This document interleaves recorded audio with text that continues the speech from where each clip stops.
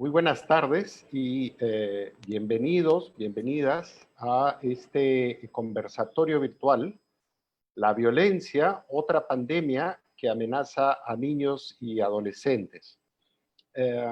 Se trata de un tema, por supuesto, de urgente importancia, que a menudo no atendemos o no le damos, pienso, la importancia debida porque estamos preocupados por otros temas que ciertamente son urgentes, como la salud y la falta de empleo y el crecimiento económico. Pero la pandemia nos está poniendo al frente de muchísimos retos y este es sin duda uno que deberíamos enfrentar. Entonces, tenemos el gusto de contar esta tarde con nosotros con Vanessa Rojas, que es una investigadora de GRADE, que hizo un estudio justamente sobre este tema en el marco del estudio longitudinal Niños del Milenio.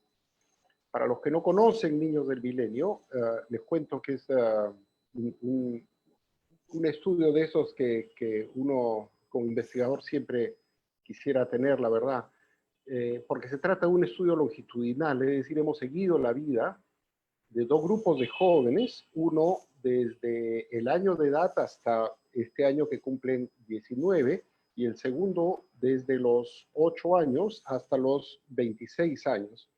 Entonces, a lo largo de estas historias de vida, hemos ido aprendiendo mucho sobre su sentido del bienestar, digamos, en el lado positivo, pero en el lado negativo muchísimos eventos que han significado retos, por decirlo menos, para los jóvenes, como los dos casos que nos va a relatar aquí Vanessa. Se trata de estudios que han sido publicados y que fueron hechos antes de la emergencia sanitaria y que en unos minutos ustedes van a poder ver, están disponibles en la página web de GRADE, ¿no? Antes de empezar, yo quisiera agradecer a las instituciones que han hecho posible esta presentación y estos estudios, que son, en primer lugar, la Cooperación Británica, el Departamento para el Desarrollo Internacional de la Cooperación Británica, FID, perdón, por sus siglas en inglés, que ha permitido este estudio a lo largo de varios años. Y más recientemente hemos tenido la suerte realmente de contar con la colaboración de una fundación internacional que se llama ODF, Old Dart Foundation en inglés, que ha tenido mucho interés en no solo que se hagan estos estudios, sino también en difundirlos y discutirlos, que es, pensamos, la forma de que este tipo de conocimientos den frutos, ¿no? Entonces vamos a empezar con Vanessa. Rápidamente, Vanessa tiene una maestría en ciencias políticas, es antropóloga de la Católica y luego tiene una maestría en ciencias políticas de la misma Pontificia Universidad Católica del Perú y está terminando un doctorado en la Universidad de Barcelona. Ella ha trabajado muchísimos temas vinculados a educación, transiciones educativas, bienestar infantil, calidad educativa, relaciones de poder e infancia, a menudo con un enfoque de género, que pensamos que es importante para temas como este, es muy relevante, ¿no? Vanessa ha liderado el componente cualitativo del estudio de Niños del Milenio, que les he mencionado, pero también tiene experiencia en el sector público, donde ha trabajado en la Dirección de Educación Inicial del Ministerio de Educación y actualmente es investigadora adjunta de GRADE y, por supuesto, pieza clave en Niños del Milenio. Más adelante vamos a tener los comentarios de Matilde Coveñas, de la Defensoría del Pueblo, y de Jacqueline Giraldo, del programa Aurora, de la línea 100, pero las presentaré a ellos en un minuto. ¿Por qué no empezamos contigo, Vanessa, por favor, y nos cuentas lo que hicieron y lo que encontraron para después conversar con Jackie, Matilde y todo el grupo? Por favor, Vanessa. Buenas noches, gracias Santiago, gracias también Matilde y Jacqueline por estar aquí y acompañarnos en este conversatorio. Voy a proceder a compartir pantalla primero. A ver, un segundo, ya. Bueno, sí, el estudio que voy a presentar hoy se titula Cualquier cosa nos puede pasar y son 2 estudios de casos sobre experiencias de violencia contra niñas durante el curso de sus vidas, ¿no? Este es un estudio que, como mencionó ya Santiago, fue publicado el año pasado gracias al financiamiento de Old Dark Foundation y pone énfasis justamente en cómo la violencia tiene digamos, está a lo largo de toda la trayectoria de vida de 2 niñas mujeres, ¿no? En el estudio cualitativo longitudinal de niños del milenio nosotros seguimos los casos de alrededor de 52 niños desde el 2007 y el último momento de recojo de información fue en el 2014. Se hizo además un recojo de información específico en el 2018, em, pero como ven, venimos entrevistando a estos niños y a sus familias por casi 10 años, ¿no? Entonces, un componente que fue importante y que salió básicamente sin que lo preguntáramos fue la violencia, la presencia de la violencia en sus vidas. Y esto es algo que se relaciona con lo que la data nos dice, ¿no? Que sucede en Perú. La ENARES, por ejemplo, nos menciona la prevalencia de la violencia, incluso la última, ¿no? Entre los niños de 9 a 11 años y los adolescentes, ¿no? Estamos hablando para niños del 68% y adolescentes del 78%. Y bueno, información relevante de la Defensoría menciona a partir de la información recibida que las manifestaciones de violencia afectan principalmente a la vida de las mujeres desde la infancia, ¿no? Y un punto que creo con el que todos estamos familiarizados es con el evento Ni Una Menos, ¿no? Que justamente es un buen ejemplo que da cuenta de cómo las mujeres en la adultez dan cuenta de que han sido víctimas de violencia, incluso muchas desde la etapa infantil, ¿no? Entonces es algo que está presente en nuestras vidas y que sin duda marca nuestras identidades y marca nuestras vidas en general. Entonces, el objetivo de esta investigación fue justamente describir esas experiencias, pero también entender cómo esas experiencias marcan sus identidades y sus expectativas a futuro, ¿no? El enfoque para analizar la violencia en este caso fue a partir de un enfoque multidimensional que comprende que la violencia no solo se desenvuelve en un entorno, sino que este está relacionado con otros entornos, o sea, que si bien hay factores de riesgo a nivel individual que hacen que haya violencia, también lo hay a nivel interpersonal y familiar e incluso comunitario, ¿no? Y que no son independientes, sino que se relacionan, que tiene que ver lo que sucede en el entorno comunitario puede estar relacionado con la violencia finalmente que podemos encontrar al interior del hogar, ¿no? Entonces ahora eh, nosotros elegimos para este estudio 2 estudios de caso y los elegimos de manera intencional para dar cuenta justamente de qué había pasado con las trayectorias de la vida de estas niñas desde que empezaron su educación primaria hasta que la concluyeron, ¿no? Y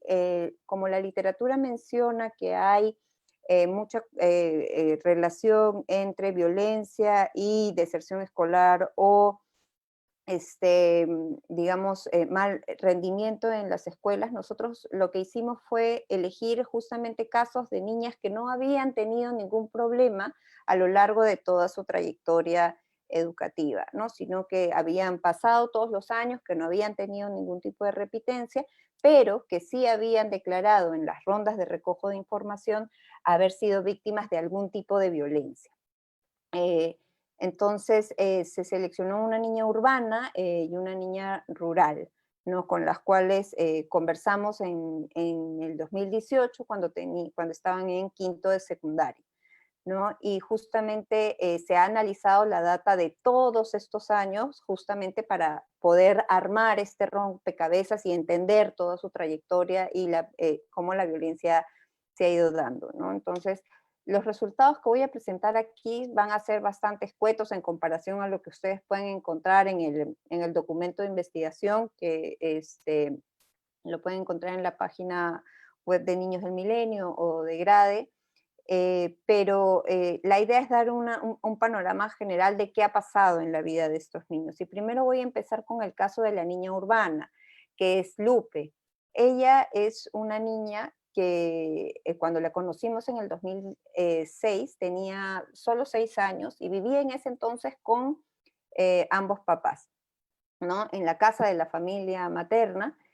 Al año siguiente los padres se separan, ella se queda a cargo de la abuela materna, el papá se queda con ellas, la mamá es la que sale del hogar y va a visitarlos eventualmente, pero quien asume el cuidado de Lupe y de su hermana es la abuela, ¿no? Lamentablemente Lupe ha sido víctima de violencia doméstica al presenciar problemas entre sus padres productos de esta separación, y luego también fue víctima de violencia cuando su madre iba eventualmente a cuidarla y a ver el tema de las tareas. Su mamá relata que ella también no tenía mucha paciencia con la misma Lupe y que, bueno, replicaba un poco lo que había aprendido de cómo había sido ella cuidada, ¿no? Y cómo había sido ella criada por su propia madre. Y bueno, y la abuela y la tía también en ocasiones infligían violencia física contra ella, ¿no?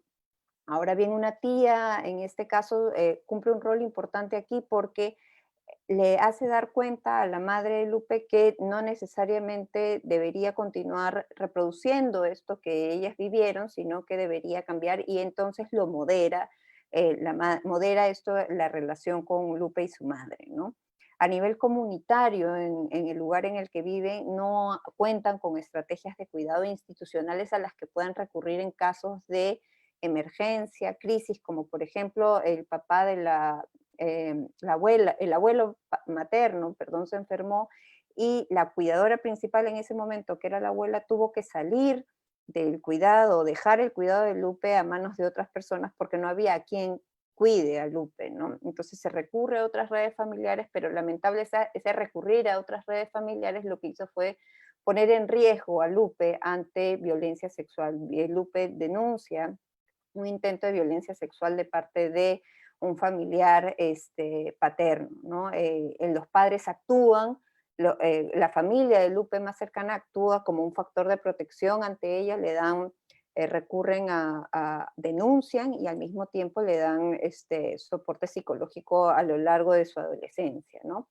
Lupe en su educación básica también ha sido víctima de violencia física y psicológica. Física en primaria por sus pares y psicológica de parte de sus pares en secundaria, que en algunos casos la han acusado de chica fácil, por así decirlo, y eso ha hecho que le genere malestar mucho a Lupe. En ambos casos, lo que hemos visto, tanto con los profesores como del mismo testimonio de la niña, es que se siente una desprotección institucional, porque los docentes saben de esta violencia que estas niñas están experimentando en su entorno, pero no actúan al respecto. En el caso, por ejemplo, de Lupe, en secundaria, la profesora claramente decía que era muy difícil intervenir en ella porque sus papás no necesariamente estaban comprometidos con su educación, entonces, bueno, son cosas de chicos y lo dejaban pasar, ¿no?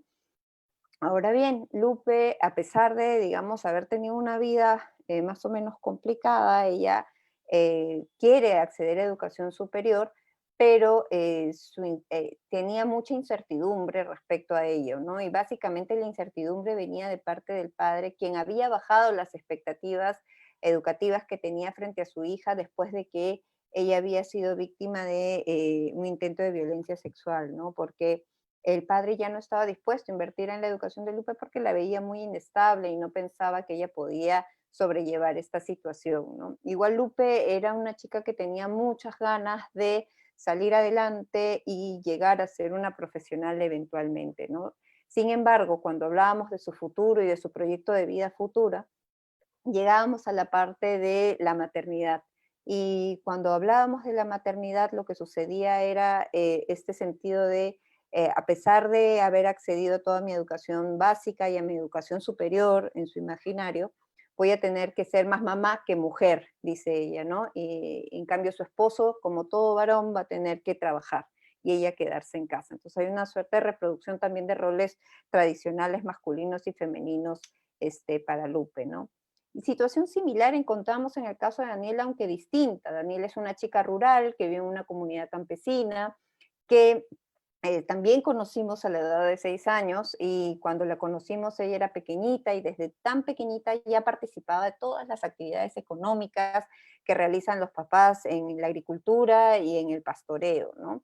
Ella sí tiene una familia con papás que permanecieron juntos durante todos estos años, pero eso no la eximió de ser parte de violencia doméstica, al contrario, su papá consumía mucho alcohol y esto generaba pues conflictos entre mamá y papá, y ella presenció a lo largo de su infancia también violencia doméstica. La madre señala que castigaba a Daniela por mal comportamiento o incumplimiento de tareas, pero no solo de tareas escolares, como sucedía en el caso de Lupe, sino también en el caso de incumplimiento de tareas de pastoreo, por ejemplo, ¿no?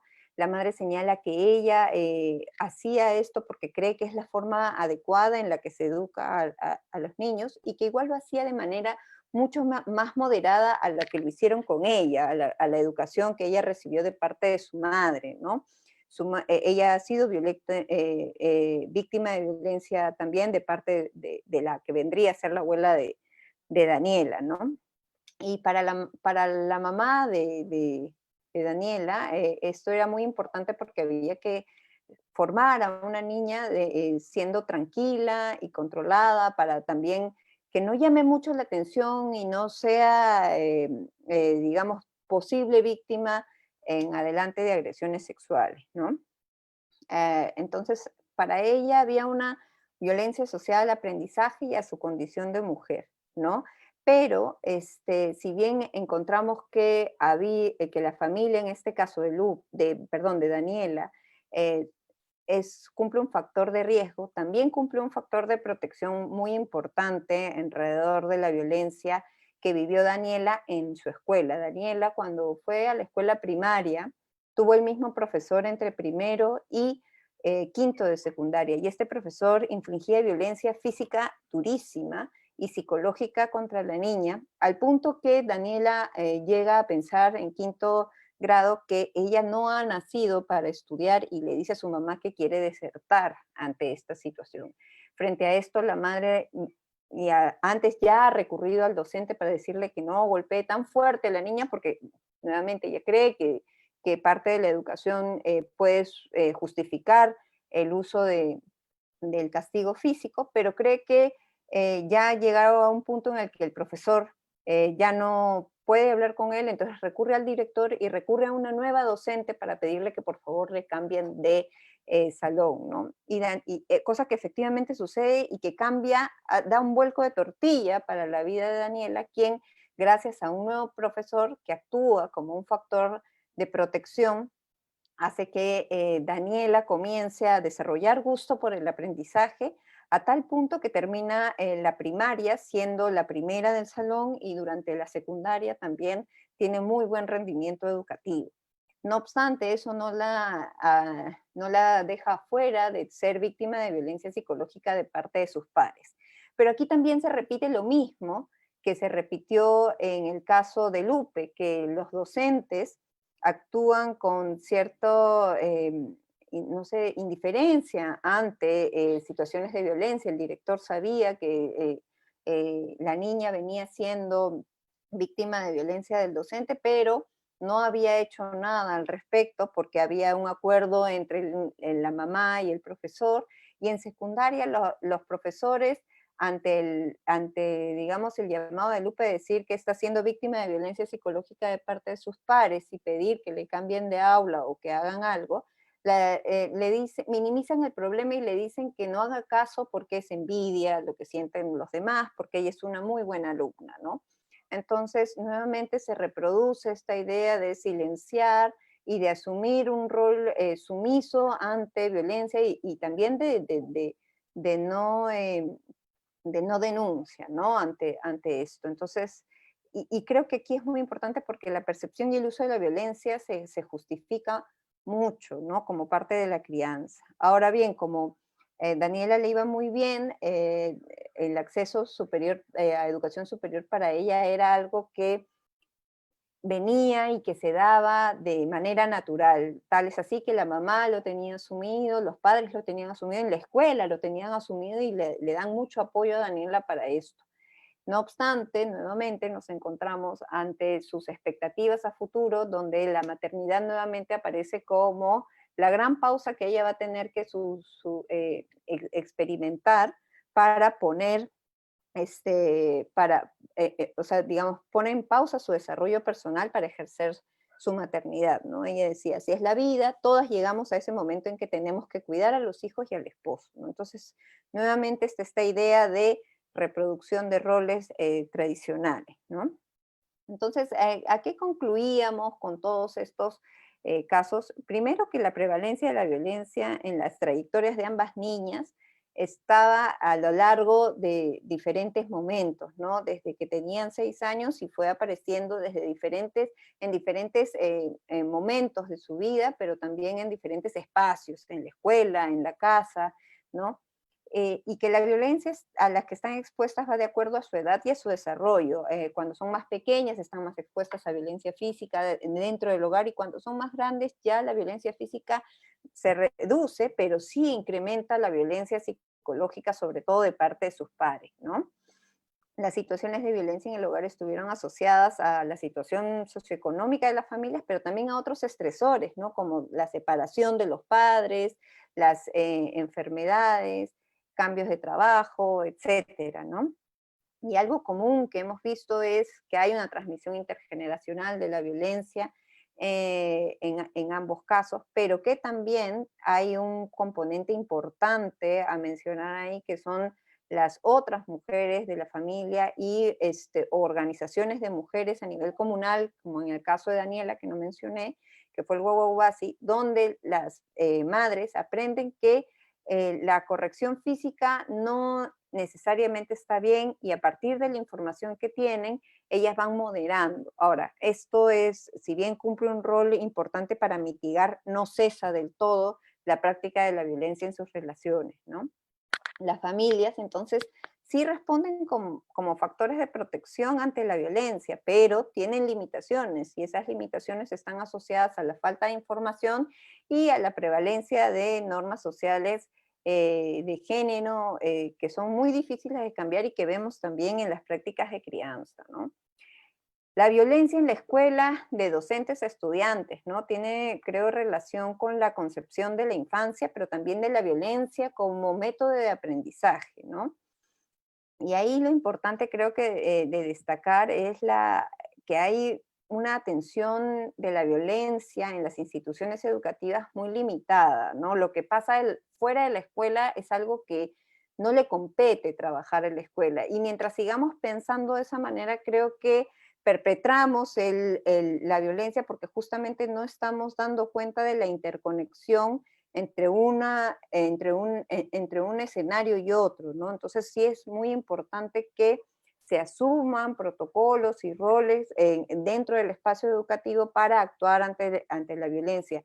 De lo que nosotros podíamos conversar con los docentes, por más que se identifican estas agresiones hacia niños, niñas, ya sean psicológicas o físicas, no tenían una claridad de cuál era el proceso, qué era lo que tenían que hacer y cómo responder y cómo proteger, sino más bien era todo lo contrario, todo era muy difuso, ¿no? Otra cosa, después de estar pensando mucho sobre estos casos, algo que nos preguntábamos era, ¿y cómo la violencia entonces afecta a estas niñas? ¿No? Porque si uno dice, bueno, pero estas niñas terminaron la educación secundaria y la terminaron muy bien y finalmente no pasó nada, ¿no? O sea, están muy bien, van a ir a la universidad probablemente o al instituto. Entonces, la violencia no generó nada en su vida. Cuando escuchamos sus voces, cuando vemos sus expectativas, cuando vemos cómo ellas se ven a sí mismas, yo creo que sí nos damos cuenta qué cosas están detrás y cómo la violencia sin duda impacta en ellas, ¿no? Las consecuencias en sus propias identidades pueden estar siendo invisibilizadas a veces porque simplemente no repiten de año o porque siguen en la escuela y la concluyen, y eso es algo que creo que es necesario considerar, ¿no? Y un tema que es bastante importante de insistir, creo, es que a veces también las tasas de acceso a la educación nos hacen borrar que hay otras inequidades, ¿no? Y la pregunta que cae de estos casos es, ¿qué pasa con estas niñas y las niñas si es que están recibiendo la educación que necesitan para imaginar y realizar una vida distinta, ¿no? O sea, han ido hacia la escuela, pero sus escenarios futuros son reproducir situaciones de género muy tradicionales, ¿no? Roles de género muy tradicionales. Y la poca interconexión entre el hogar y la escuela expone a las niñas a ser víctimas de violencia continuamente, y eso es algo que creo que es necesario enfatizar e importar, ¿no? Refuerza la cultura del silencio ante la violencia. No, si mantenemos privatizada la violencia en el espacio doméstico, va a ser muy difícil, creo, poder trabajar para prevenir al respecto. Y esas son las conclusiones generales que salen a partir del estudio. En el estudio pueden encontrar otras recomendaciones. Y antes yo de terminar, quería justamente partir sobre unas cuantas preguntitas para la conversación que vamos a tener ahora con Matilde y con Jacqueline sobre lo que viene, ¿no? O sea, la violencia, como hemos visto, está presente a lo largo de la vida de niñas y la información que tenemos por lo que estamos viviendo ahora indica que esta se ha agudizado a partir del aislamiento, ¿no? Hay nuevos y más estresores, los niños están en hogares que han perdido situación económica, que han perdido trabajo y que han perdido familiares también por la enfermedad. Entonces, ¿qué se viene haciendo desde distintos organismos estatales en este contexto? ¿Qué herramientas han tenido las niñas y en general los niños para denunciar situaciones de violencia? Y también pensar un poco que, por ejemplo, ahora el rol de la escuela no presencial que ha generado, ¿no? Reduce factores de riesgo hacia la violencia, los ha reducido o por el contrario, ¿no? Estamos hablando, podemos imaginar todo lo que puede suceder desde la virtualidad también como factores de riesgo. Y un retorno seguro a la escuela, que ya hemos comenzado a hablar, el ministro hace poco ha hablado de un retorno hacia la escuela hacia el próximo año a partir de diferentes alternativas, pero esto supone hablar de seguridad sanitaria y también de seguridad emocional, ¿no? De cómo vamos a atender a estos chicos que han venido después de haber experimentado un año duro probablemente en sus familias. Y eso es todo, muchísimas gracias, y yo paso ahora a Santiago para que le dé el pase a otra persona. Muchísimas gracias, Vanessa. La cultura de la violencia, ¿no? Impresionante ese relato de la madre que le dice al docente, péguele a mi hija, pero no le pegue tan fuerte, ¿no? Y sobre el tema de la violencia, hay otro análisis estupendo de violencia en las escuelas, quiero decir, hay otro análisis estupendo en la página web de Grade, de Vanessa, que se llama Prefiero que me peguen con palo a que me bajen las notas. Entonces son muchos temas que tenemos que trabajar, ¿no? A todos los participantes los invito, si tienen preguntas, comentarios, a escribirlos por favor en el chat. Si es que hay tiempo, vamos a conversar sobre algunos, no puedo ofrecer sobre todos, pero sí que lo vamos a leer incluso después. Ahora vamos a pasar a la parte un poco más aplicada, si quieren, de implementación de trabajo sobre estos temas que levanta Vanessa, ¿no? Y tenemos el gusto de contar con nosotros esta tarde, en primer lugar, con Jacqueline Giraldo, que es abogada de la Universidad Garcilaso de la Vega, conciliadora extrajudicial, tiene estudios de gestión pública en la Universidad Villarreal y de gestión pública también en la Universidad César Vallejo, con cursos y diplomados en tema de violencia contra la mujer integrantes. Y lo más relevante para esta conversación, por supuesto, es que es la encargada en este momento del programa de Línea 100, desde julio del 2020, pero en realidad trabaja ya varios años en este programa. Entonces, Jacqueline, por un lado quería preguntarte, ¿cómo ven ustedes la situación frente a preguntas actualmente, frente a preguntas como las que nos acaba de plantear Vanessa. Y tal vez para entender esto un poco en contexto, si nos pudieras contar un poco cómo funciona la línea 100 para que todos estén enterados, por favor. Jacqueline.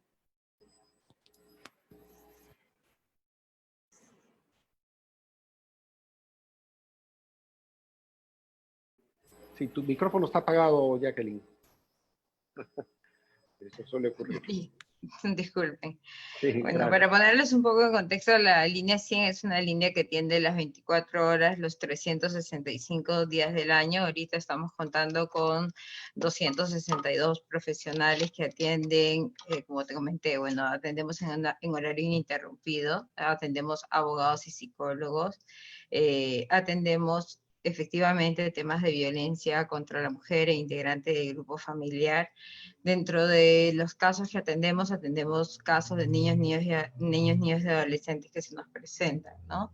Estos casos se nos presentan con se nos presentan con bastante habitualidad.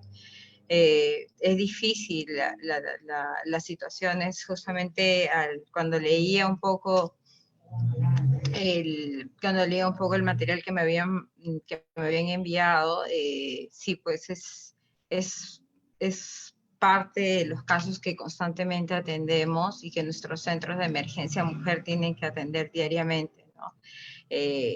Nuestros centros de emergencia mujer a nivel nacional constantemente tienen que estar tienen que hacer ese tipo de intervenciones, ¿no? Visitas inopinadas, verificar efectivamente si es que es hacer ese tipo de intervenciones para verificar el estado, cómo se encuentran esos niños, en qué situación se encuentran, así como Lupe, así como Daniela, hay otros casos, y tratamos en la medida de lo posible de verificar el estado emocional en que se encuentran, ¿no? Tratando siempre de salvaguardar lo que es la integridad física y emocional de nuestros niños, niñas y adolescentes, ¿no? También contamos con un servicio de atención urgente que también está atendiendo estos casos, y básicamente lo que hacemos incluso es hacer coordinaciones con lo que son nuestras unidades de protección especial, ¿no? Para casos de riesgo de desprotección y desprotección. Tratamos de articular en la medida de, porque cada caso es un caso complejo, todos los casos son complejos, cada caso tiene su particularidad. Entonces, en la medida de que se evalúen los factores de riesgo de cada situación que se nos presenta a través del servicio, es que se evalúa también qué acciones se van a tomar. El profesional de línea 100 es un profesional que está especializado en temas de violencia, ¿no? Está entrenado para identificar qué tipo de acción va a tomar frente a una situación. Entonces, él escucha, advierte, en base a lo que escucha, tiene que hacer una escucha activa y tratar de obtener la mayor cantidad de información para en base a ello poder tomar decisiones, poder gestionar el riesgo. No es solamente el hecho de que el profesional escucha, sino que también gestiona. ¿Cómo gestiona? Me preguntarán, ¿cómo gestiona el riesgo? El profesional no solamente escucha, sino que inmediatamente puede gestionar con la Policía Nacional, puede gestionar casos de trata con la 1818, si es que advierte una situación que tiene rasgos o tiene ciertas particularidades que nos podrían hacer suponer que son casos, que podría tratarse de un caso de trata. Podemos gestionar con otras instituciones que ven también el caso en particular. La línea 100 es una línea que es bastante, que en esos últimos años está cada vez avanzando a un paso, diría yo, cada vez está abarcando mucho más, y se está volviendo mucho más confiable incluso, ¿no? Para comentarte un poco, ¿no? Hemos pasado de recibir, en un primer momento recibíamos, o hasta antes de la pandemia recibíamos cerca de 70.000 llamadas mensuales. Hemos llegado a picos en estos últimos meses de 156.000 llamadas mensuales, ¿no? en lo que van en estos meses, y ahora estamos tratando de ver la manera de mejorar el servicio porque no nos estamos dando abasto, pero para estos casos de niños, niñas y adolescentes que son nuestra prioridad, estamos tratando de que nuestro centro de emergencia mujer o nuestros equipos de itinerantes, nuestros equipos de urgencia, nuestros EIU y nuestros servicios de atención urgente sean los que finalmente atiendan estos casos o esta población que particularmente son vulnerables, ¿no? Estupendo, muy interesante, Jacqueline. En el Perú, lamentablemente, tenemos esta cultura tradicional que dice, ¿para qué voy a denunciar si no me van a ayudar, no me van a hacer caso? Pero ahí están ustedes para lograr algunas acciones en este caso. Y me parece muy impresionante la cifra que has dado de 156,000 llamadas al mes y la cantidad de trabajo que se hace. Invito a todas las personas, por supuesto, a mirar el link que hemos puesto en el chat sobre este servicio y sobre otros que, como Centro de Emergencia Mujer, que se ha mencionado, que trabajan en el ámbito del MIMP, ¿no? Muy bien, pasamos ahora entonces a presentar a Matilde Cobeña, que es abogada, graduada de la Facultad de Derecho de la Pontificia Universidad Católica del Perú. Tiene estudios de maestría de Derecho Constitucional y postítulos en Derechos Fundamentales de la Universidad Católica también, y estudios de actualización en Derecho de las Niñas, Niños y Adolescentes. Desde 1998 ha sido docente en la Universidad Católica en diversos temas del derecho, más recientemente el curso de Introducción al Funcionamiento del Sistema de Justicia en Estudios Generales de Letras, donde seguramente habrá convencido de tener esta vocación de abogado y de trabajo en este tipo de campos de varios jóvenes. Desde el 2007 ha trabajado en la adjuntía de asuntos constitucionales y posteriormente en la adjuntía para la niñez y adolescencia en la Defensoría del Pueblo, ¿no? Y desde el 2017 es la adjunta para la niñez y adolescencia de la Defensoría del Pueblo, y creo que todos sabemos el importante rol que cumple la Defensoría del Pueblo en muchos temas que tienen que ver con los derechos fundamentales de la población. Entonces, igual que con Jacqueline, Matilde, si nos pudieras contar un poco la labor de la Defensoría del Pueblo y luego tus reacciones y el tipo de trabajo que tú piensas se puede hacer a partir de los hallazgos de Vanessa, por favor. Muchas gracias, Santiago. Buenas noches a todos y todas y muchísimas gracias nuevamente por la invitación a la Defensoría del Pueblo en representación mía, ¿no? Para poder compartir parte de nuestro trabajo en materia de la lucha contra la violencia hacia la niñez y adolescencia, que forma parte de un eje estratégico de la labor defensorial. Primero quisiera referirme un poco al propio estudio para luego pasar a comentar algunas de las acciones que la Defensoría del Pueblo ha realizado y que además constatan y que coinciden, ¿no?, con muchos hallazgos también de este estudio que muy bien nos ha presentado Vanessa y que es muy importante y que además refleja que muchas situaciones de las que ella encontró en este estudio se podrían estar nuevamente repitiendo en este contexto de pandemia. Es evidente que el estudio que se ha presentado demuestra que la violencia tiene un fuerte componente de género, ¿no? La violencia se da en mayor medida hacia las mujeres desde niñas y en dos ámbitos muy importantes de su vida, en el ámbito escolar e incluso en el ámbito familiar. Esto además nos demuestra, ¿no?, del estudio que se ha presentado, que hay una alta tolerancia a la violencia, pero también hay una alta tolerancia a la culpa de la niña. Siempre se trata con frases de culpabilizar a las mujeres desde niñas los actos de violencia, con frases, por ejemplo, como debes de ser obediente, no andes sola, ten cuidado, pórtate bien, ¿no? Es como que si haces todas estas cosas, no te va a pasar nada, porque si no las haces, entonces puedes estar en riesgo de violencia, y eso es muy fuerte para la vida de una niña, es muy fuerte, ¿no?, tolerar la violencia y además asimilarla también a un componente de culpa que hace mucho daño. Entonces, ¿qué tenemos con este estudio? Justamente en los espacios que deberían ser de protección, en los espacios que deberían ser seguros y libres de violencia, como es el espacio escolar y el espacio familiar, realmente los niños no se están sintiendo protegidos o no se han estado sintiendo protegidos de acuerdo a lo demostrado en ese estudio.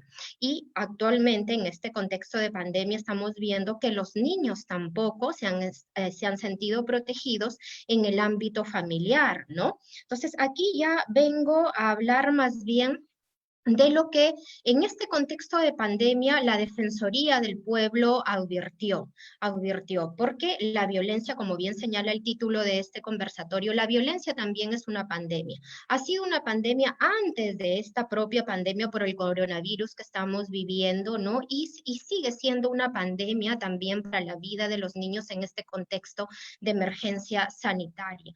La Defensoría del Pueblo advirtió al inicio de que se decretara el aislamiento social obligatorio para cuidar nuestra salud, que también se tuviera en cuenta el riesgo, el mayor riesgo que podrían sufrir los niños, niñas y adolescentes, las mujeres también y otros integrantes del grupo familiar, al estar conviviendo con sus agresores en este contexto de aislamiento, porque la violencia se podría recrudecer. Y efectivamente las cifras que presenta el MIN, las llamadas a la línea 100 que ha presentado Jacqueline, eso nos demuestra que ha sido así. Los niños y las niñas han estado, ¿no?, en violencia, han estado sufriendo violencia. Por eso es que tenemos más de 43.910 llamadas que han hecho niños, niñas y adolescentes en estos últimos meses, ¿no?, según lo contabilizado hasta agosto. Lamentablemente la violencia continuó, ¿no?, y por ello la Defensoría del Pueblo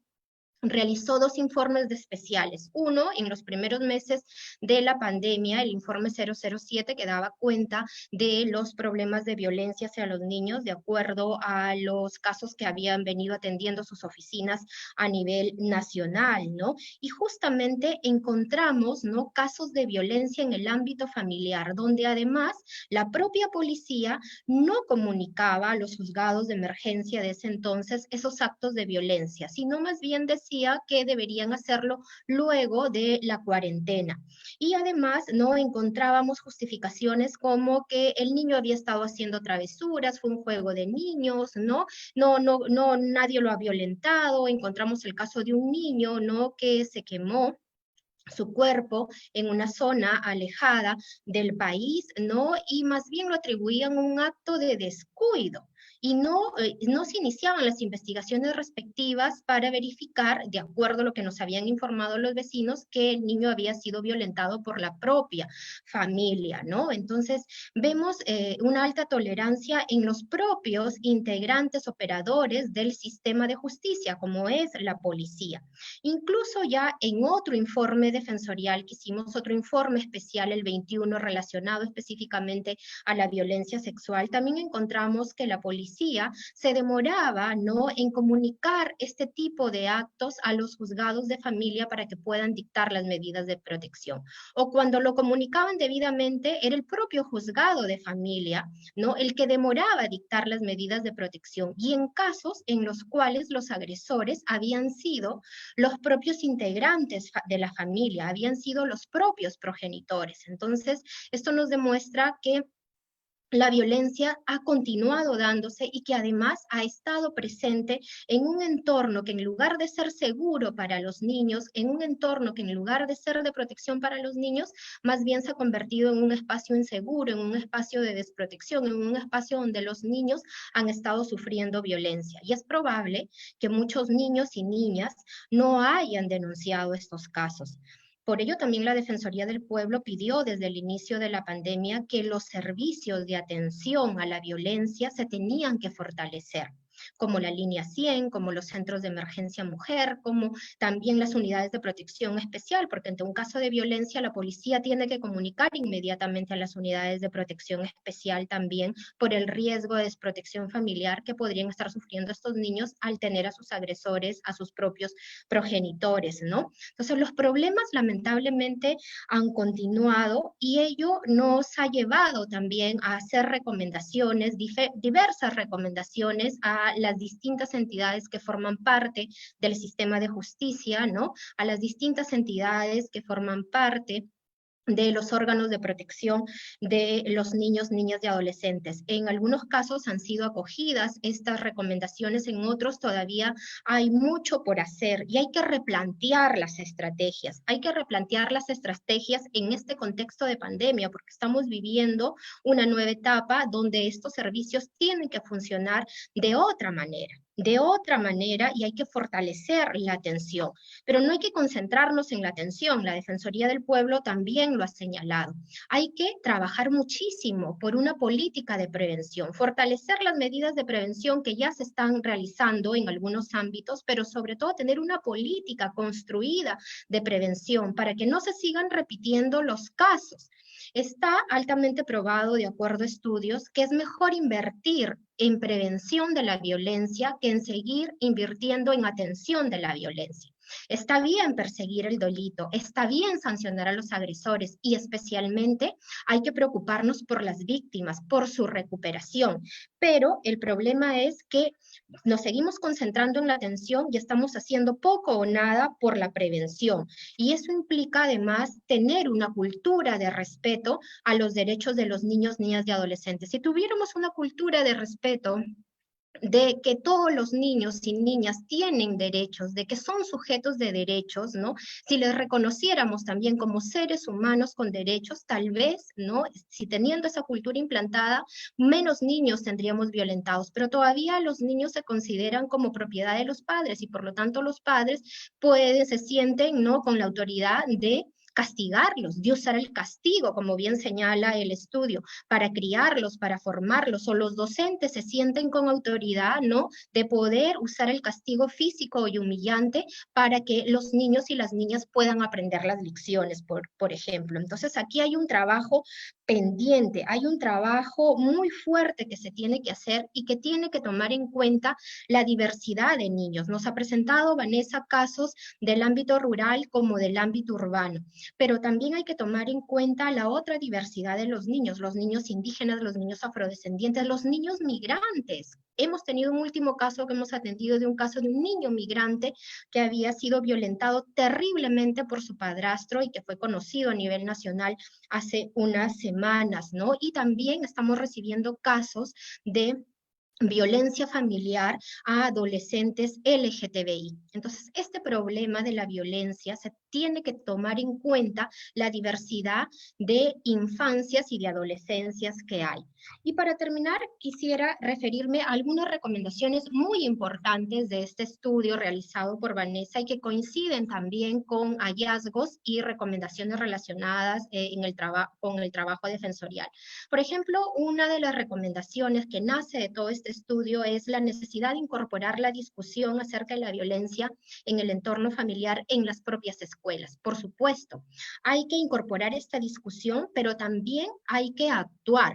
Hay que accionar. Hoy en día el Minedu ya tiene 6 protocolos de atención de la violencia. El 6º protocolo justamente tiene todo el procedimiento para que la comunidad educativa y especialmente para que los docentes y los directores sepan cómo actuar ante un caso de violencia por parte de un familiar o de un tercero, ¿no? Lo que pasa es que este protocolo no es conocido todavía. En una supervisión realizada por la Defensoría del Pueblo a 1000 escuelas, ¿no?, tanto de educación básica regular como los CEBAS, los famosos CEBAS, ¿no?, encontramos de que los protocolos no eran conocidos y si los conocían, los docentes no habían recibido capacitación.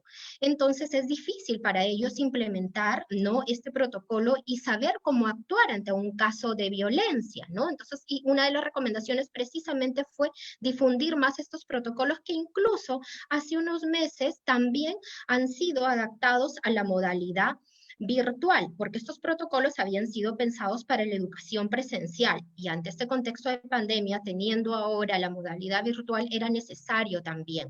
Y hay unas cosas, y no todo es negativo, no todo es que no conozcan los docentes. Hemos tenido buenas prácticas también, digamos, una experiencia positiva por parte de algunas UGELes en Lima, por ejemplo, que nos han solicitado capacitarlas en estos protocolos, especialmente en el protocolo número 6 sobre violencia familiar, porque estaban advirtiendo que sus estudiantes estaban teniendo problemas de violencia familiar. Eso es positivo. Aquí vemos a un docente que se está involucrando. Entonces, la Defensoría del Pueblo apoyó en esta capacitación. Otra de las recomendaciones importantes es que se señala que es necesario contar con mejores estrategias que incrementen la participación de la niñez y adolescencia. Por supuesto, los niños, niñas y adolescentes también tienen voz acá, también tienen derecho a opinar y hay que escucharles, hay que saber sus necesidades. Por ejemplo, en un espacio que tiene que ver con la atención de casos de violencia, ¿no? Los niños tienen que formar parte, o por lo menos un representante de los estudiantes tiene que formar parte de los comités de tutoría.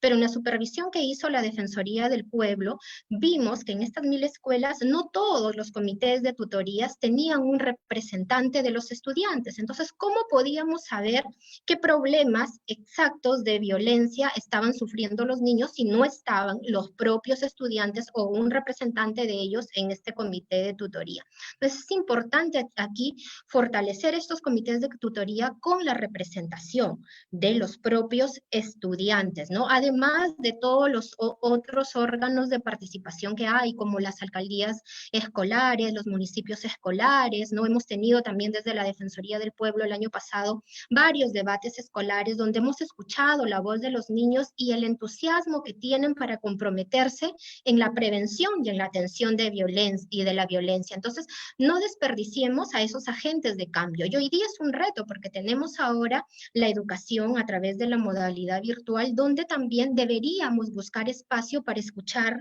la voz de los propios estudiantes. Y finalmente, hay algo muy importante también, dos cosas muy importantes de este estudio que tienen que ver con el enfoque de género y la educación sexual integral. La Defensoría del Pueblo ha respaldado el enfoque de género. Además, cree también que es necesaria la educación sexual integral para prevenir la violencia, para que los niños sepan detectar los riesgos de la violencia, pero también para prevenir, ¿no? Los embarazos en adolescentes, ¿no? Es muy importante la educación sexual integral y hemos hecho una supervisión hace unas semanas sobre también educación sexual integral para prevenir el embarazo, que vamos a dar los resultados próximamente.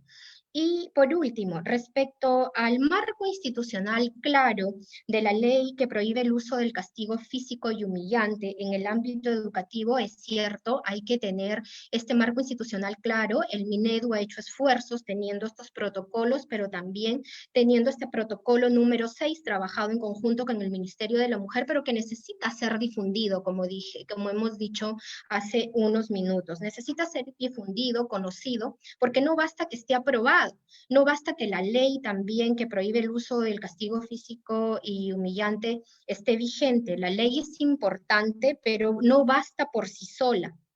Hay que seguir difundiéndola, hay que seguir capacitando a los docentes, ¿no? Para que sepan que los entornos escolares, más aún en este contexto de pandemia, necesitan ser espacios seguros e integradores. No están yendo a las aulas los niños, efectivamente, pero están recibiendo educación de esta manera como nosotros tenemos el conversatorio, pero hay otros riesgos que pueden estar teniendo los niños a través del uso de las tecnologías de la información y de la comunicación, ¿no? Y esto hace también que se haga mucho más necesario ese reforzamiento de las capacidades, de la formación que deben tener y el apoyo que deben tener los docentes y también los directores, por ejemplo, y que debe partir no solo de la propia escuela, sino que también debe partir de las UGELes y de las direcciones regionales de educación. El año pasado hicimos una supervisión a las direcciones regionales de educación y solamente 15 de ellas tenían un plan regional de convivencia escolar.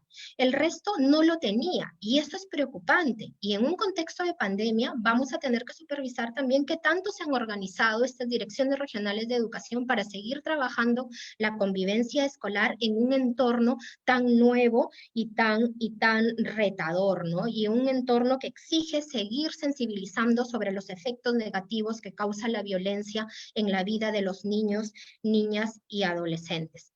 Muchísimas gracias y quedo a disposición para las preguntas que consideren pertinentes.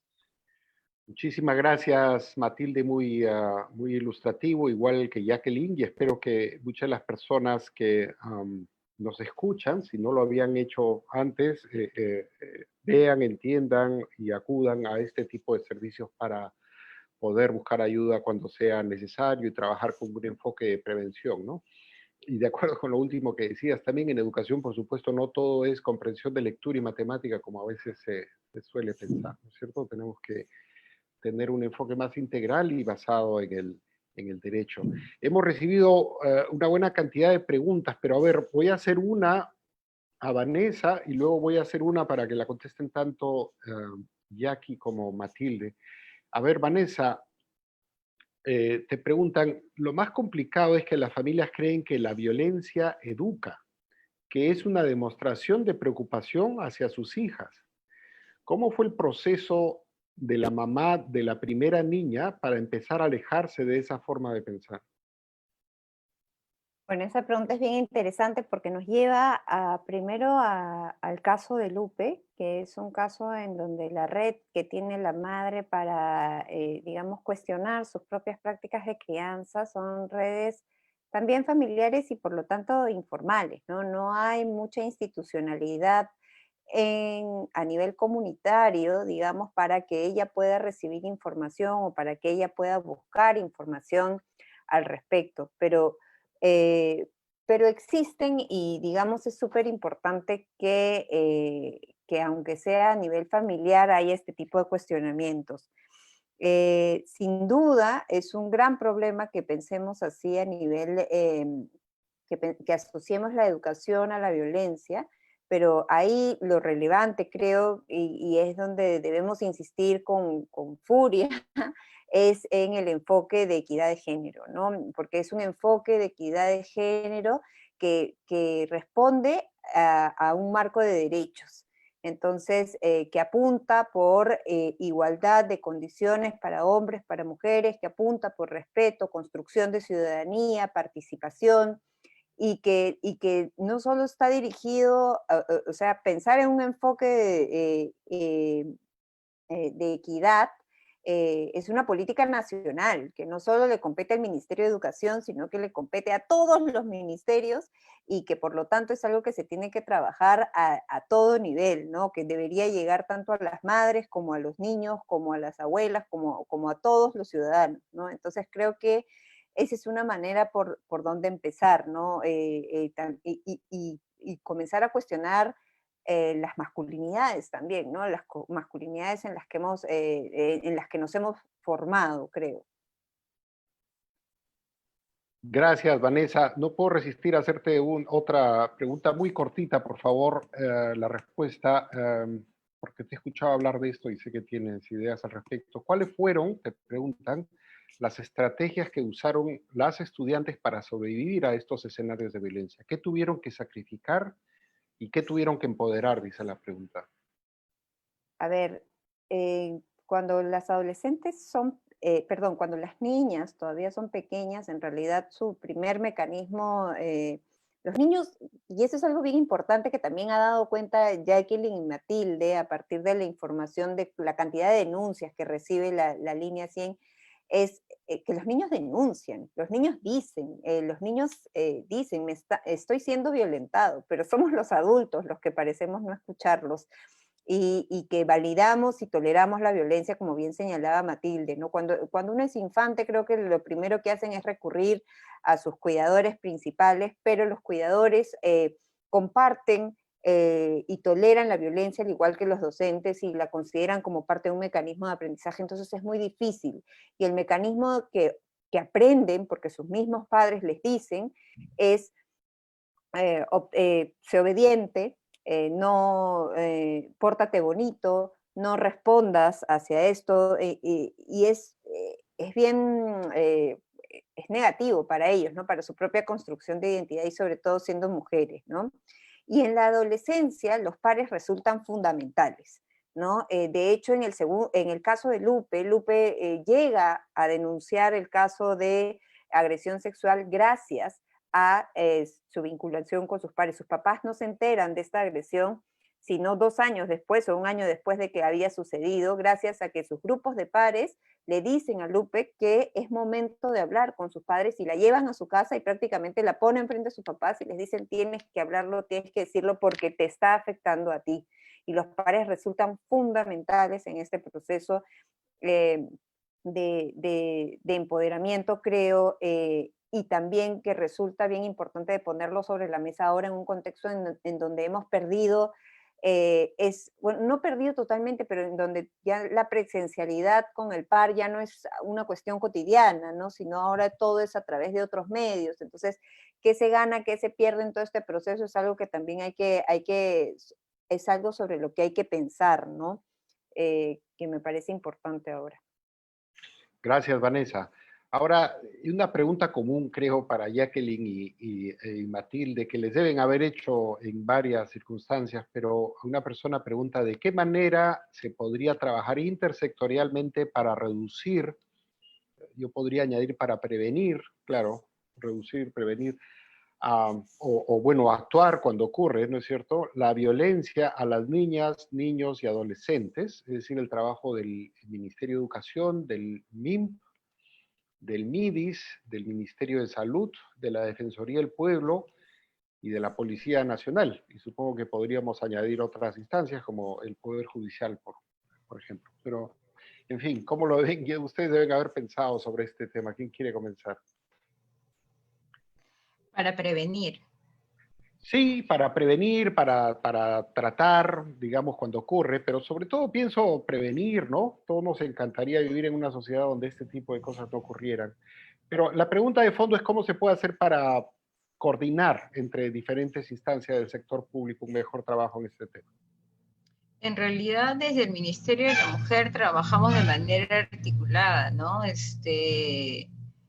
Trabajamos la prevención a través de la línea 100, a través del chat, por ejemplo, que va dirigido más para adolescentes, más para niños, ¿no? Tratamos de un poco de captar a esa población, ¿no? Para poder brindarles alguna alternativa, ¿no? Y en base a la información que obtenemos es que finalmente actuamos, ¿no?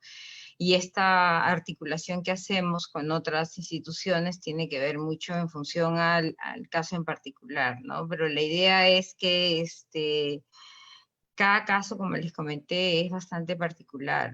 Darles una fórmula única y decirles esta fórmula va a aplicar para todos los casos, no sería, no creo que no debería ser. Cada caso reviste de una particularidad especial por lo que lo rodea, sea por su entorno familiar, por el entorno socioeconómico o por alguna circunstancia en especial. Lo que sí es que tenemos a través de la línea 100 es una línea de confianza, una línea de ayuda, una línea a la que usted puede llamar de manera anónima y que lo hacen definitivamente los niños, niñas y adolescentes, con total confianza, llaman, tienen toda la facilidad de conversar con alguien que los escucha, que no los está cuestionando, a la que pueden llamar varias veces incluso, pueden contar lo que les está pasando, y llegado el momento incluso y llegan a tal grado de confianza en que exponen ya totalmente sus datos y ya nos brindan la información para que nosotros podamos intervenir, ¿no? Pero eso es un trabajo que logra el profesional que está en línea, ¿no? Y ya con ello nosotros podemos ya articular con las diferentes instituciones, ¿no? Nosotros a través de Línea 100, con UP, con la Unidad de Protección Especial, o con otras instituciones, ¿no? Pero como le digo, cada caso en realidad es bastante particular. No sé si estoy respondiendo al 100% su pregunta, pero básicamente de esa manera es que nosotros estamos viendo la manera de un poco de atender toda la población que llega, ¿no? Y tratar de darle la atención que requiere, ¿no?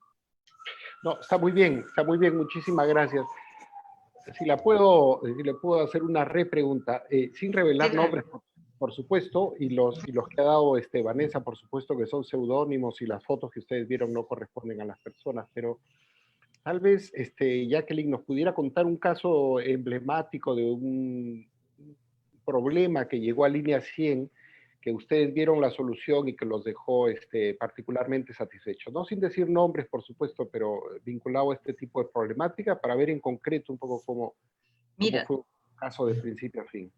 tengo tantos casos que contarles, de verdad, de verdad que tengo un caso que nos demoró una semana exacta.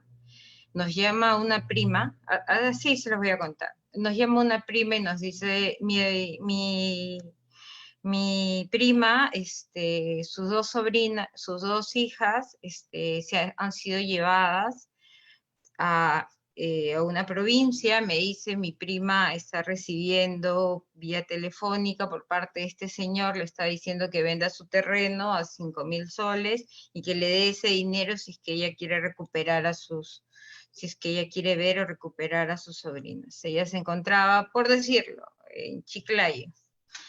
Entonces, pero tienes el número de la prima. No lo tengo ahorita, no te lo puedo dar.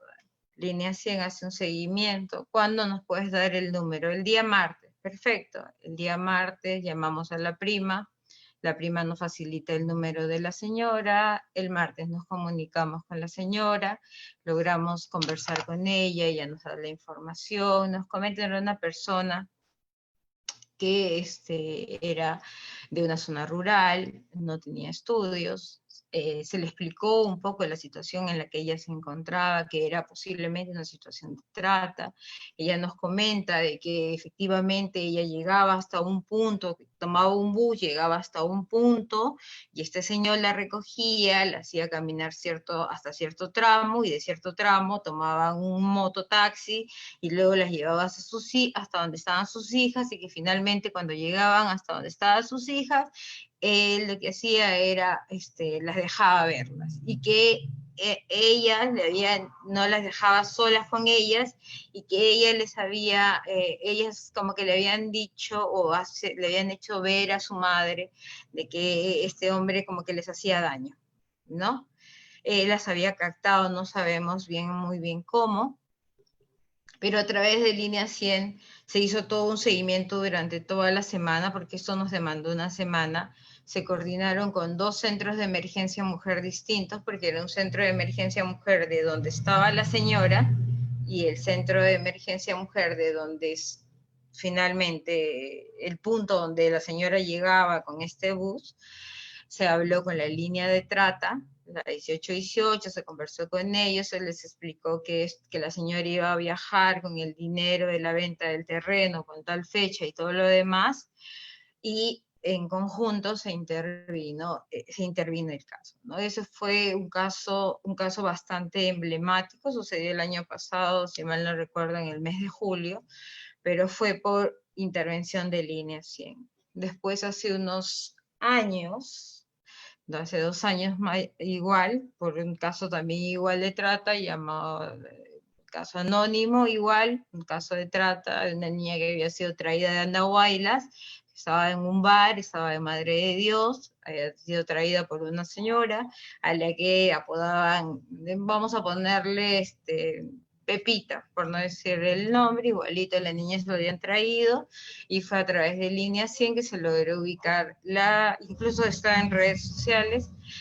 y así como esos casos, hay muchos casos que que si bien no se han colgado en Línea 100, no se han colgado en las redes sociales, valgan verdades, Línea 100 sí interviene, ¿no? Casos de flagrancia que hemos logrado, porque Línea 100 tiene la consigna, y eso es lo que he pedido, de que todo lo que es flagrancia se logre detenciones y que todos pasen por medicina legal, es el objetivo en este contexto de COVID, donde nuestros servicios, algunos de nuestros centros de emergencia mujer, como medida para evitar la propagación de COVID, suspendieron sus actividades presenciales.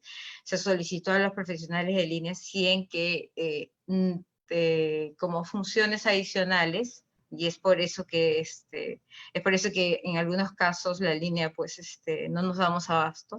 Se solicitó a los profesionales de línea que lograran que hicieran un monitoreo a sus usuarias y que logren de que estas usuarias, por favor, lleguen hasta medicina legal y que incluso en algunos casos contacten con familiares para que las acompañen en la comisaría, debido a que nosotros no podríamos trasladarnos físicamente y no teníamos cómo hacer que alguien pues los acompañe. Entonces, hay muchas historias, si bien reconozco que no nos estamos dando abasto, porque, o sea, hay que reconocer también que no nos damos abasto, pero créanme que estamos haciendo, o estamos poniendo de nuestra parte al 100%, y yo puedo dar fe de ello porque yo amo lo que hago, yo doy el 100% de lo que hago, y me aseguro de que los profesionales de línea 100 lo hagan.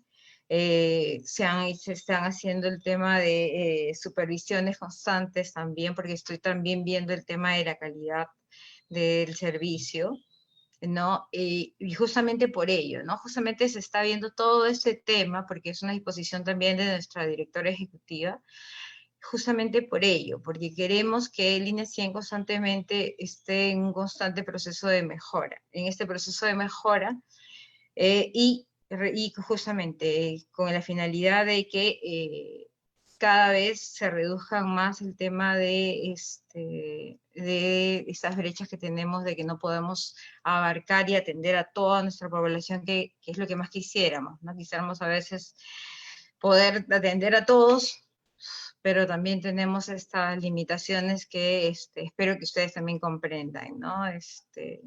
Bueno, eso es todo. Gracias. No, muchísimas gracias. Yo creo que hay que hablar con pasión de estos temas y le agradezco la honestidad, y ojalá que a partir de esto se pueda conseguir más apoyo para este tipo de situaciones que la verdad son conmovedoras, y cada uno de estos casos que ustedes resuelven le cambia la vida a una persona, a una familia, ¿no? Y hay que agradecerlo.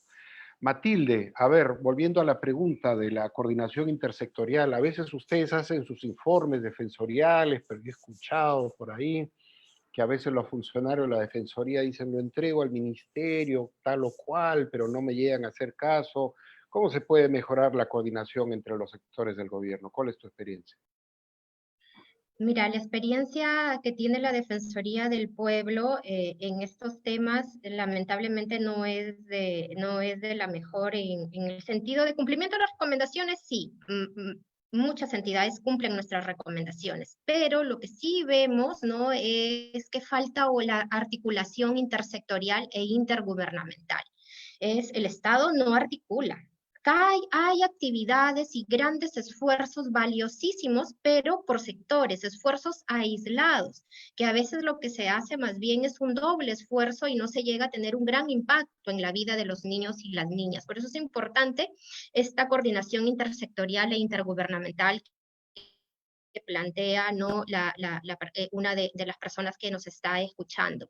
Pero también, ¿cuál es el problema en esta articulación intersectorial? ¿Por qué es que no se da? Desde lo que hemos podido evidenciar en la Defensoría del Pueblo, es que los propios operadores, ¿no?, del sistema de justicia o los propios integrantes de las entidades que tienen que atender a los niños, niñas y adolescentes víctimas de violencias, que no conocen sus funciones. Entonces, si no conocen sus propias funciones y no conocen las funciones de las otras entidades, no van a poder articular. Y esto lo hemos vivido en este contexto de pandemia. Por ejemplo, ¿no?, la policía no sabía que tenía que comunicar ante un acto de violencia por parte de un progenitor, ¿no?, hacia un niño que tenía que comunicar a la unidad de protección especial o al fiscal de familia o al juez de familia. O sea, solamente por eso les decía, nos concentramos en el delito, nos estamos concentrando en buscar castigar al agresor, pero estamos olvidando también otros aspectos que se necesitan atender, por ejemplo, como la atención integral de la víctima. Entonces, hay varias funciones que tiene que hacer la policía, y por eso es que hemos recomendado, además de comunicarle al juez de familia para para que sancione, ¿no? Y comience todo el procedimiento que se debe hacer frente al agresor, también hay que buscar buscar también la protección familiar de ese niño que ha sido justamente agredido por una persona de su entorno familiar. Y así en otros casos también hemos encontrado que no se conocen esas funciones que deberían cumplirse. En el propio entorno escolar también hemos encontrado, por ejemplo, que las entidades educativas no tienen un directorio de servicios. Entonces, difícilmente al no tener un directorio de servicios y no conocer qué cosa hace cada servicio, es que a veces no comunican, ¿no? Cuando se enteran, por ejemplo, de un caso de violencia familiar. Conocen el protocolo, pero no saben a dónde ir. A veces no conocen los propios servicios de protección a la infancia que están en su propia comunidad. Y nosotros hemos supervisado ello y también hemos recomendado que tengan ese directorio de servicios conociendo todas las funciones propias de cada entidad. ¿Y eso qué está reflejando? Que el sistema de protección de la infancia que hay en este país, que está reconocido en el Código de la Niñez y de la Adolescencia, no está funcionando. Si funcionara el sistema de protección, cada vez que hubiera un caso de violencia o cualquier otro caso que implica una vulneración a los derechos de los niños, se deberían activar todos los servicios que hay para atender a un niño. Entonces, si desconocemos las funciones, no se van a activar esos servicios. El niño va a ser atendido en un aspecto, por ejemplo, un niño víctima de violencia se va a buscar que acceda a la justicia, pero nos vamos a olvidar de su salud integral. Y eso pasa, por ejemplo, también con las niñas víctimas de violencia sexual. Nos concentramos en detener al agresor, que está bien, ¿no? Que le dicten una medida de restricción, una medida restrictiva, como por ejemplo recortar su libertad, pero nos olvidamos de la salud de la niña violentada. Nos olvidamos, ¿no?, de que en el establecimiento de salud se haga toda una atención integral de ella, de su salud física, de su salud emocional, por los graves daños que además eso implica en la vida de una niña. Entonces, desde la Defensoría del Pueblo, nosotros también contribuimos en que las propias entidades conozcan sus funciones para que puedan articular entre ellas, que se active inmediatamente el sistema de protección, el sistema de atención a la infancia se active cuando hay un caso de violencia hacia los niños. Si desconocemos ello, difícilmente vamos a poder cumplir las funciones que nos corresponden, ¿no? A todas las entidades que estamos involucradas en la atención de los niños, niñas y adolescentes, ¿no? Muchísimas gracias, Matilde, muy claro el mensaje. Y retomo el tema de los derechos que tanto has enfatizado en tu anterior presentación. Yo quiero despedir a la ponente y a las comentaristas. Este ha sido un seminario muy interesante para mí. Hay cosas urgentes que deberíamos, por supuesto, tratar con la mayor inmediatez, pero hay cosas más estructurales que tal vez requieren cambios profundos, y siendo el próximo año un año del bicentenario y año electoral, tal vez haya algunas propuestas de los partidos políticos que quisieran trabajar alrededor de esto, ¿no? Ojalá.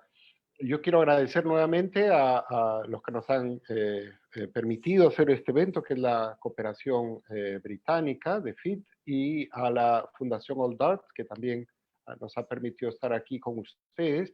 Invito a todas las personas a visitar la página web de Niños del Milenio y la de GRADE. En ambas tenemos un boletín electrónico y les podemos contar sobre nuestros estudios, sobre nuestros eventos en